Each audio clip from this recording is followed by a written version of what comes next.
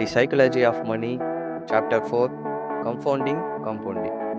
பணக்காரனா ஆகிறதுக்கு புத்திசாலித்தனம் தேவையில்லை, அதுக்கு பொறுமை தான் தேவை. ஆனா அந்த பொறுமை தான் இந்த உலகத்துல கடினமான விஷயம். ரெண்டு ஃப்ரெண்ட்ஸை வச்சு எக்ஸாம்பிள் பார்த்தலாம். ரெண்டு பேருமே ஒரே சிட்டில தான் இருக்காங்க, ஒரே மாதிரி தான் சேலரி ஏர்ன் பண்றாங்க, ஒரே மாதிரி தான் ஸ்டார்ட்டும் பண்றாங்க.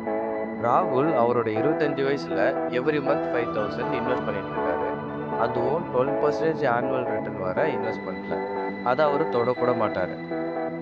அர்ஜுன் 35 வயசுல 10,000 மந்த்லி இன்வெஸ்ட் பண்றாரு. அதுவும் சேம் 12% ரிட்டர்ன் வர இன்வெஸ்ட்மெண்ட்ல. இப்ப கெஸ் பண்ணுங்க, யாருக்கிட்ட 60 வயசுல அதிக பணம் இருந்திருக்கும்? ராகுல் கிட்ட தான். இத்தனைக்கும் மாசம் கம்மியா தான் இன்வெஸ்ட் பண்ணாரு. அப்புறம் எப்படி? ஏன்னா ராகுல் மணி க்ரோ ஆகிறதுக்கு நேரத்தை கொடுத்தாரு.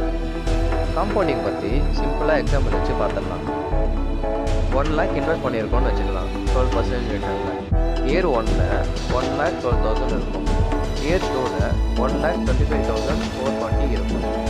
இயர் 10ல் 3,10,000 ப்ளஸ் இருக்கும்.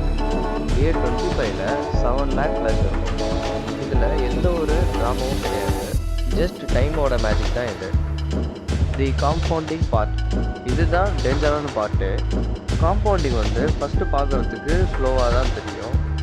ஏன்னா ஃபஸ்ட்டு 5 இயர்ஸ் போரிங்காக தான் இருக்கும். 10th இயர் தான் ஸ்மாலாக க்ரோ ஆகிருக்கும். 10 இயர் கழிச்சு தான் ரியல் எக்ஸ்போஷனே ஸ்டார்ட் ஆகும். நிறைய பேர் அது எக்ஸ்போஸ் ஆகிறதுக்கு முன்னாடியே வெளியே வந்துடுவாங்க. இன்வெஸ்ட் பண்ணுறதை ஸ்டாப் பண்ணிவிடுவாங்க, சீக்கிரமாகவே விட்ரா பண்ணிவிடுவாங்க. அதிக ப்ராஃபிட் வரணும்னு வேறு எதுலையாவது போய் இன்வெஸ்ட் பண்ணிட்டு இருப்பாங்க. அந்த மாதிரி அவங்களோட மணியை அவங்களே காம்பவுண்டிங் ஆகிறத கில் பண்ணிடுறாங்க. ரியல் லைஃப் எக்ஸாம்பிள் என்னன்னா, இப்போ ஒரு மேங்கோ ட்ரீயை நீங்கள் வளர்க்குறீங்கன்னு வச்சுக்கலாம். 3-4 வருஷமாக அந்த மரத்தில் எந்த ஒரு ஃப்ரூட்ஸும் வளரல, ஜஸ்ட் வாட்டரிங் மட்டும் தான் பண்ணுறீங்க. சடனாக ஒரு நாள் உங்கள் பொறுமையை இழந்து அந்த மரத்தை கட் பண்ணிடுவீங்க, சீசனுக்கு முன்னாடியே. சேம் இதே மாதிரி தான் மக்களும் இன்வெஸ்ட்மெண்ட்லாம் பண்ணுறாங்க. லெசன் வேல்யூ என்னன்னா, start early, stay consistent, don't interfere compounding, time talent. வெல்த்ன்றது சைலண்டாக தான் க்ரோ ஆகும், அதில் எந்த ஒரு ட்ராமாட்டிக்கும் கிடையாது.